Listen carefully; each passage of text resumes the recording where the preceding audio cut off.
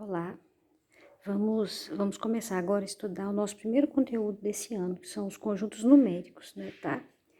Eu dividi esse conteúdo em duas partes, a primeira parte e a segunda. Só que entre a primeira e a segunda, a gente vai dar uma pausa e vai trabalhar um pouco mais o último conjunto que está relacionado aqui, tá? Então, no caso, os números, eles surgiram para suprir a necessidade da humanidade, né? E eles surgiram e foram se agrupando de acordo com suas semelhanças, tá? Depois vocês dão uma lidinha no material, que é um resumo do resumo do resumo, ou seja, está bem resumido, tá? Então, no caso aqui, ó, conjuntos numéricos são coleções de números que possuem características semelhantes. Eles nasceram como resultado das necessidades da humanidade em determinado período histórico. Ou seja, os números surgiram para suprir as necessidades. Então, o primeiro conjunto que surgiu é o chamado conjunto dos números naturais. É o conjunto que a gente usa para fazer contagem, tá? A gente vai estudar 5 conjuntos, embora sejam 6, só que o último a gente não vai estudar agora, tá? Mas de todos esses 5 conjuntos que a gente vai estar estudando agora, 2 são extremamente importantes. O primeiro conjunto, que são os números naturais, e o último conjunto, que são os números reais.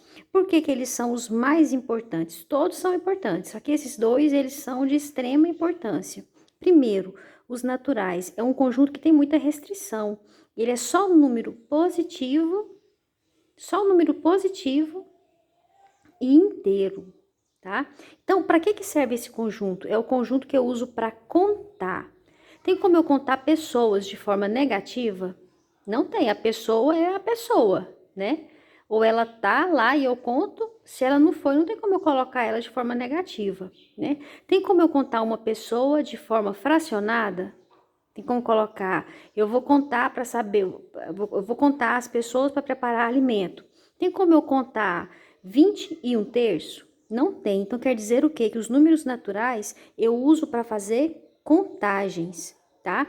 Ele é representado pela letra N, e aqui estão eles. O primeiro número, sempre que eu falei que é um conjunto cheio de restrições, ele é o único conjunto que eu tenho o primeiro elemento. Ele começa no zero e não tem fim, porque os números não têm fim. Então, se a gente fosse dar exemplos para os números naturais, é o conjunto que eu uso para fazer contagem, eu conto pessoas, animais, máquina, né? Eu uso para fazer contagem, eu uso para dar códigos. Por exemplo, no teclado do celular, tem número negativo? Tem número fracionado? Não tem. São só números inteiros e positivos. O número do celular, o número de telefone fixo, o CEP da rua, são só números inteiros e positivos. Então, esses são os números naturais, tá? Só que, como a gente já falou, os números surgiram para sanar, para suprir as necessidades, né? Só acontece que a humanidade ela não consegue viver só com o número inteiro e positivo, não é isso? Eu preciso deles para contar, mas eu também preciso dos números inteiros.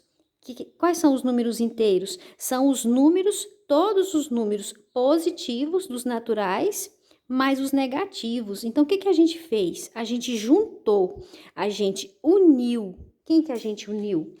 A gente uniu os naturais com os inteiros. A gente uniu os naturais com a parte negativa e formou quem? Os números inteiros, tá? Então, quais são os números inteiros? São todos os números positivos, que são os naturais, mais a parte negativa, só que só inteiro. Quando a gente fala número inteiro, é aquele número que não tem a vírgula. A gente sabe que todo número tem vírgula, só que tem casos que ela não precisa aparecer, né? São os números que ele é inteiro. Se eu pensar no dinheiro, o real é a parte inteira e os centavos é a parte quebrada, não é isso? Então, o que é número inteiro? É só o real, sem os centavos, tá? Ou seja, não é um número que eu faça divisão e ela não dá exata, tá? Esses são os números inteiros. Por exemplo, aqui, ó, 4. 4 dividido por 2 dá 2. 2 é inteiro, né? Então, quer dizer o quê? Que são números que eu não preciso colocar a vírgula para representar. Aí, logo depois dos números inteiros, a gente vai ver o conjunto dos números racionais. ele é representado pela letra Q, e esse Q aqui significa quociente. O que é o quociente? Quociente é a divisão. Então, quais são os números racionais, então? Ele surgiu pela necessidade de dividir quantidades. Eu também preciso dos números que não são inteiros, né? Então, no caso, o que é o conjunto dos números racionais? A definição dele diz o seguinte, que é todo número que pode ser escrito na forma de fração. Então, todo número que eu posso escrever na forma de fração, ele é um número racional. Aí, o que acontece? Os conjuntos vão ficando um dentro do outro. Como é que funciona isso? Os naturais, que foi o primeiro conjunto que a gente viu, que são só os positivos. Logo depois, eu aumentei. Eu acrescentei a parte negativa. Formei quem? Os inteiros, que é o conjunto Z, né? Todo natural é inteiro, né? Esse aqui tá dentro desse. E os racionais, que é o que a gente tá vendo agora, pegou todos os outros dentro também. Mas como é que é isso? São os números que podem ser escritos em forma de fração, né? Então, no caso, se eu fosse escrever a definição com códigos, como é que seria? É o conjunto Q de x que pertence aos racionais, tal que, aqui é uma barrinha, ó. X é igual a A dividido por B. E A pertence a Z e B pertence a N. Então, no caso aqui, deixa eu pegar aqui um número que é inteiro, o número 4. 4 é inteiro, não é? Tem como eu representar o 4 como uma fração? Tem. Se eu colocar um de baixo, virou fração? Virou. Eu não escrevi ele em forma de fração? Se eu pegar todos esses números aqui e colocar um de baixo, ele também não vai virar fração?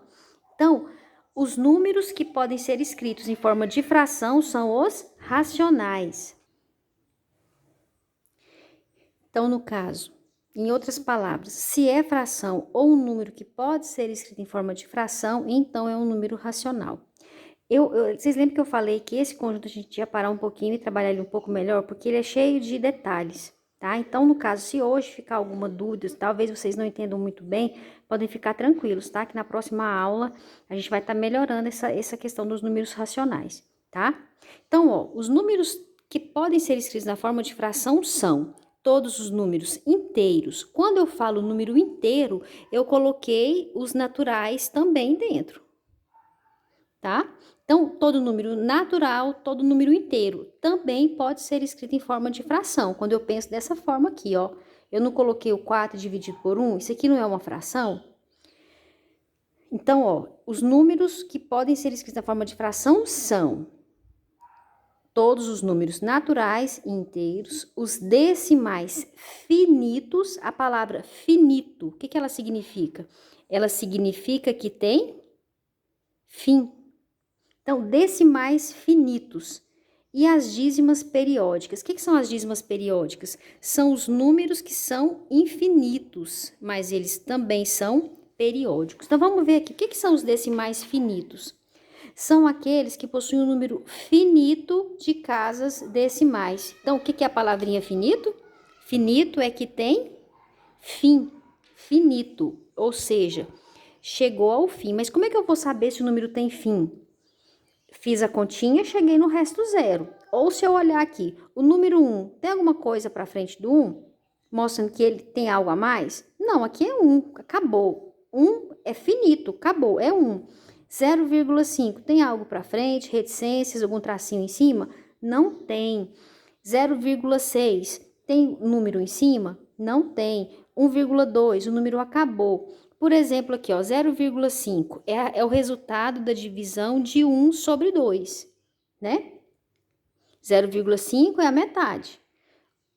Em forma de fração é 1 sobre 2. Quando eu vou fazer essa divisão, eu vou colocar aqui 0, porque 1 é menor, né? Vírgula, eu vou colocar o 0 aqui. Que número eu multiplico por 2 que dá 10 ou que aproxima? É o 5, não é? 5 vezes 2, 10. 10 menos 10, 0. Então, todo número que eu chego no resto zero é porque ele é finito, ele tem fim. Então, todos esses números aqui, eles são racionais, tá?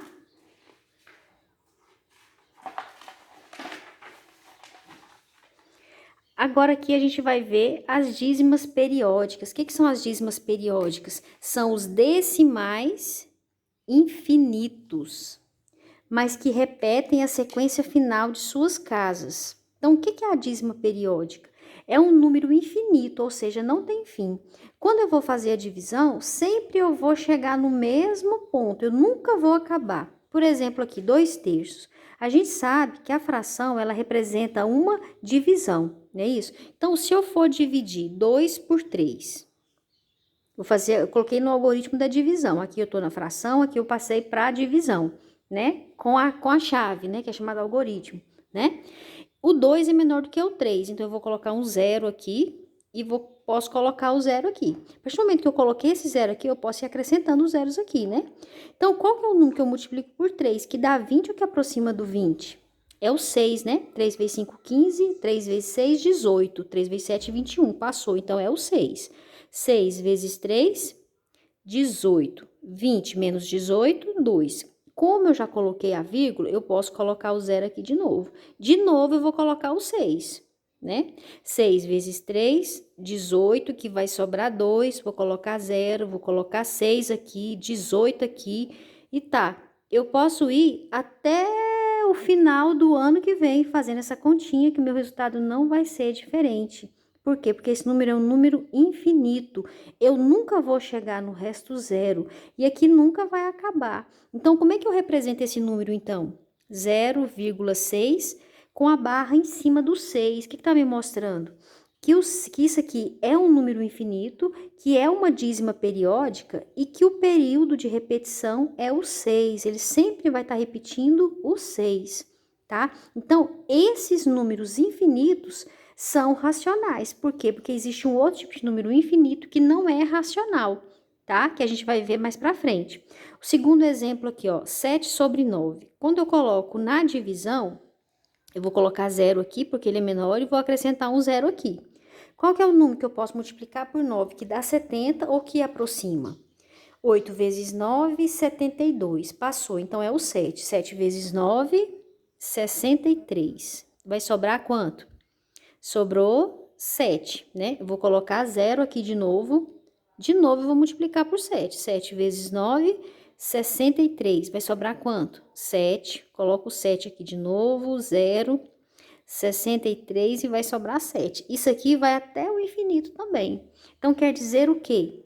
Que o resultado de 7 dividido por 9 é 0,7. Ó a barrinha em cima do 7, porque o período é 7. O número que está repetindo é o 7.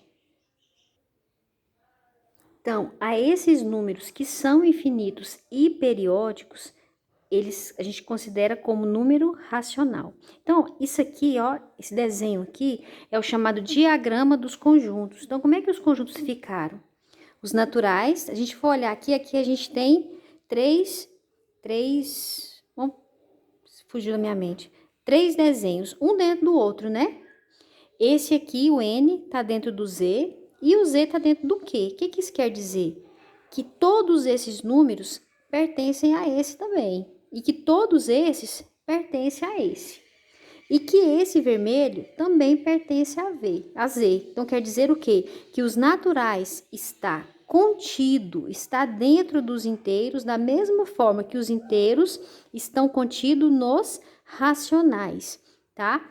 Então, aqui a gente tem o primeiro exemplo, para a gente associar os símbolos de pertence ou não pertence aos números e o conjunto. Pertence, está dentro, não pertence, não está dentro. Como é que vai ser isso? Vou pegar uma caneta aqui, com a cor mais forte.